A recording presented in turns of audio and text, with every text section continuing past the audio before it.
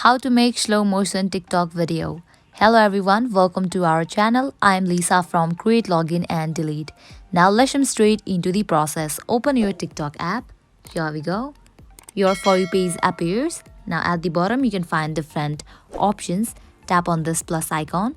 Open it. Now your camera will open up. To shoot your TikTok video in slow motion, you have to select this option of 0.3x or 0.5x. Here I'm gonna shoot it at 0.5x. Now you have to tap on this red icon. Let me show you.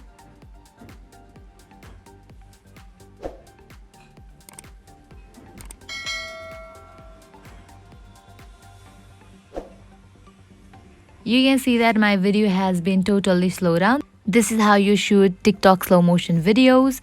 I hope now you guys are clear about how to make slow motion TikTok videos. At the end, if you find this video helpful, make sure to like, share and subscribe. Thank you.